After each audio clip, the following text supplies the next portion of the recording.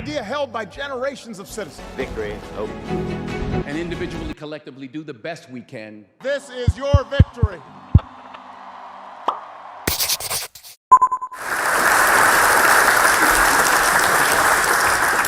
Madam President, and gentlemen, ladies of the House,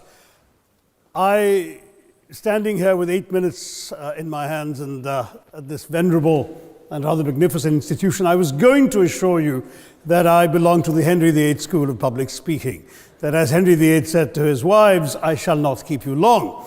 But now finding myself the seventh speaker out of 8 in what must already seem a rather long evening to you, I rather feel like Henry VIII's last wife. I more or less know what's expected of me, but I'm not sure how to do it any differently. Perhaps what I should do is really try and pay attention to the arguments that were advanced by the opposition today. We had, for example, Sir Richard Ottaway suggesting, challenging the very idea that it could be argued that the economic situation of the colonies was actually worsened by the experience of British colonialism. Well, I stand to offer you the Indian example, Sir Richard. India's share of the world economy when Britain arrived on its shores was 23%. By the time the British left, it was down to below 4%. Why? Simply because India had been governed for the benefit of Britain. Britain's rise for 200 years was financed by its depredations in India. In fact, Britain's industrial revolution was actually premised upon the deindustrialization of India. The handloom weavers, for example, famed across the world, whose products were exported around the world, Britain came right in. There were actually these weavers making fine muslin, light as woven air, it was said. And Britain came right in, smashed their thumbs, broke their looms, imposed tariffs and duties on their cloth and products, and started, of course, taking the raw materials from India and shipping back manufactured cloth, flooding the world's markets with what became the products of the dark and satanic mills of Victorian England. That meant that the weavers in India became beggars, and India went from being a world-famous exporter of finished cloth into an importer, went from having 27% of world trade to less than 2%. Meanwhile, colonialists like Robert Clive bought their rotten boroughs in England on the proceeds of their loot in India, while taking the Hindi word loot into their dictionaries as well as their habits.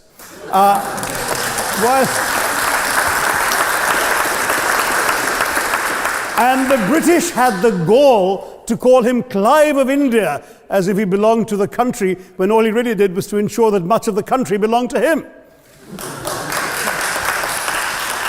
By the end of the 19th century, the fact is that India was already Britain's biggest cash cow, the world's biggest purchaser of British goods and exports, and the source of highly paid employment for British civil servants. We literally paid for our own oppression. And as has been pointed out, the wealthy Victorian British families that made their money out of the slave economy, 1/5 of the elites of the wealthy class in Britain in the 19th century owed their money to transporting 3 million Africans across the waters. And in fact, in 1833, when slavery was abolished, what happened was that a compensation of £20 million was paid, not as reparations to those who had lost their lives or who had suffered or been oppressed by slavery, but to those who had lost their property. I was struck by the fact that your Wi-Fi password at this union commemorates the name of Mr. Gladstone, the great liberal hero. Well, I'm sorry, his family was one of those who benefited from this compensation.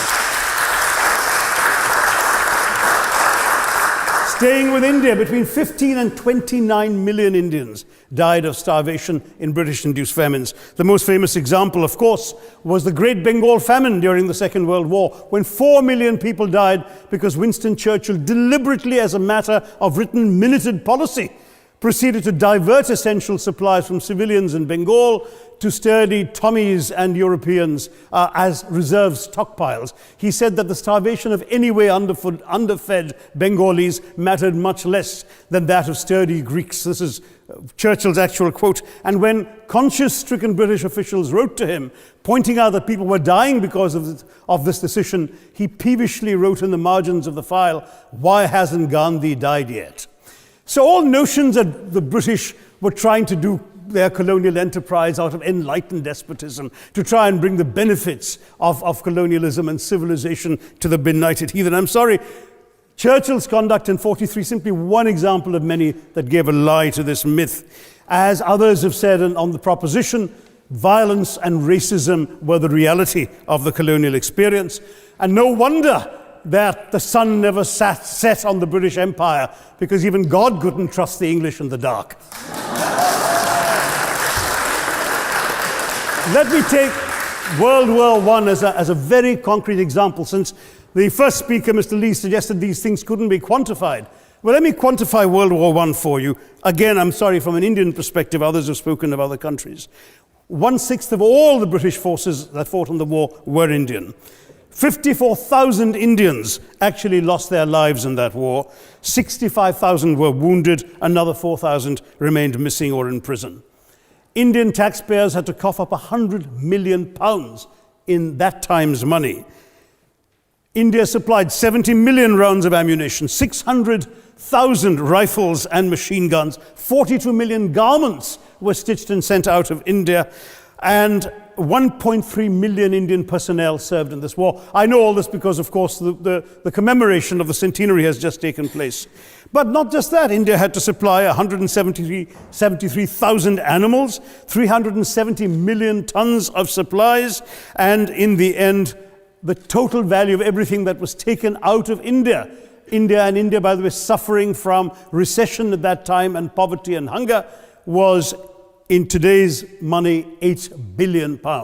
You want quantification? It's available. Second World War, it was even worse, 2.5 million Indians in uniform. I won't belabor the point, but of Britain's total war debt of £3 billion, in 1945 money, 1.25 billion was owed to India and never actually paid. Somebody mentioned Scotland. Well, the fact is that colonialism actually cemented your union with Scotland.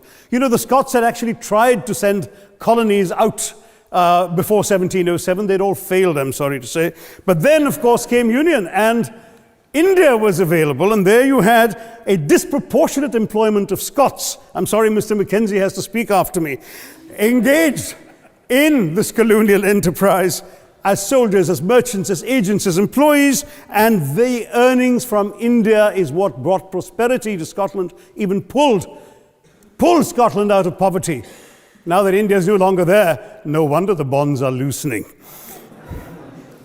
Now, we've heard other arguments on this side. There's been a mention of the railways.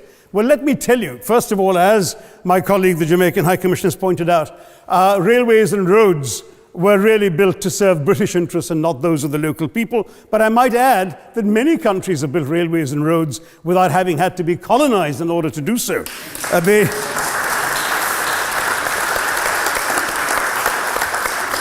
They were designed to carry raw materials from the hinterland into the ports to be shipped to Britain. And the fact is that the Indian or Jamaican or other colonial public, their needs were incidental. Transportation, there was no attempt made to match supply to demand for mass transport, none whatsoever.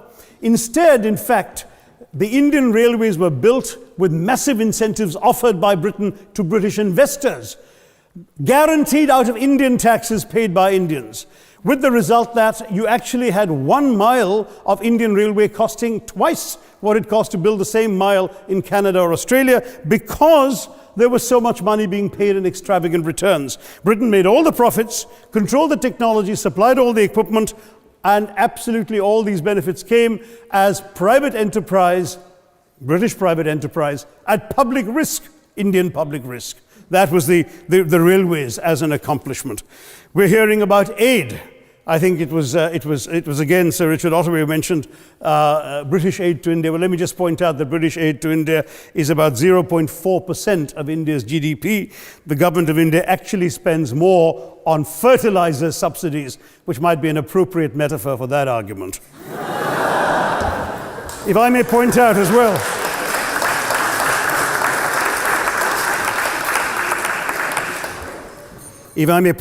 well, that as my fellow speakers from the proposition have pointed out, there have been incidents of racial violence, of loot, of massacres, of bloodshed, of transportation, in India's case, even of one of our last Mughal emperor. Yes, maybe today's Britons are not responsible for some of these depredations, but the same speakers have pointed with pride to their foreign aid. You're not responsible for the people starving in Somalia, but you give them aid. Surely the principle of reparations for the wrongs that have been done cannot be denied.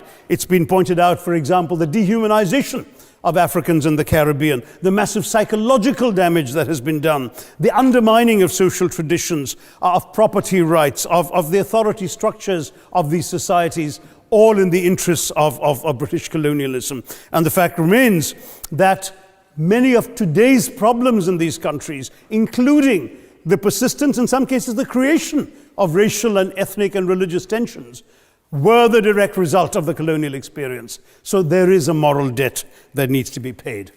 Someone challenged reparations elsewhere. Well, I'm sorry, Germany doesn't just give reparations to Israel. It also gave reparations to Poland. Perhaps some of the speakers here are too young to remember the dramatic picture of Chancellor Willy Brandt on his knees in the Warsaw Ghetto in 1970. And there are other examples. There is Italy's reparations to Libya. There's Japan's to Korea. Even Britain has paid reparations to the New Zealand Maoris. So it's not as if this is something unprecedented or unheard of that's going to somehow open some sort of nasty Pandora's box. No wonder Professor Lewis reminded us that he's from Texas. There's a wonderful expression in Texas that summarizes the arguments of the opposition: all hat and no cattle. Now, if I can just quickly look through the other notes I was scribbling while they were speaking, there was reference to democracy and rule of law. Let me say with the greatest possible respect, it's a bit rich to oppress, enslave, kill, torture, maim people for 200 years and then celebrate the fact that they're democratic at the end of it.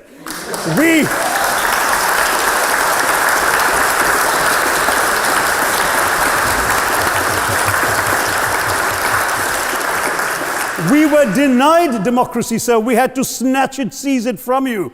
With the greatest reluctance, it was conceded in India's case after 150 years of British rule, and that too with limited franchise. Yes, indeed, ma'am.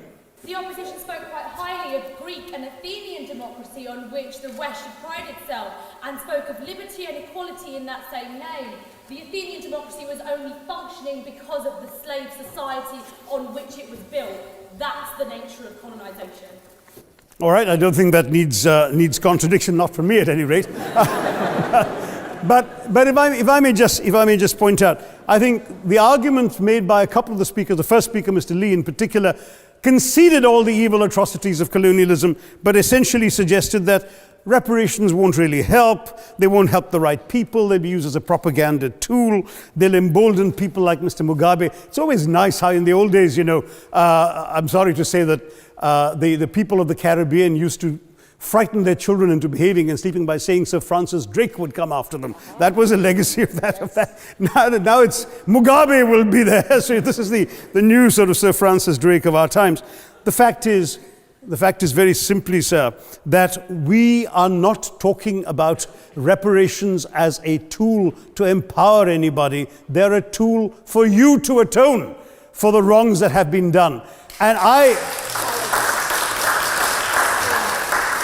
am quite prepared to accept the proposition that you can't put a monetary sum on the kinds of horrors people have suffered. Certainly no amount of money can expiate the loss of a loved one, as somebody pointed out there. You're not going to be able to figure out an exact amount. But the principle is what matters. The fact is that to speak blithely of sacrifices on both sides, as an analogy was used here, a burglar comes into your house, ransacks the place, stubs his toe, and you say, well, there was a sacrifice on both sides. That, I'm sorry to say, is not an acceptable argument. The truth is that we are not arguing specifically that vast sums of money need to be paid. The proposition before this House is the principle of owing reparations, not the fine points of how much is owed, to whom it should be paid. The question is there a debt? Does Britain owe reparations? As far as I'm concerned, the ability to acknowledge a wrong that has been done to simply say sorry will go a far, far, far longer way than some percentage of GDP in the form of aid. What is required, it seems to me, is accepting the principle that reparations are owed. Personally, I'd be quite happy if it was £1 a year for the next 200 years after the last 200 years of Britain and India. Thank you very much, Madam President.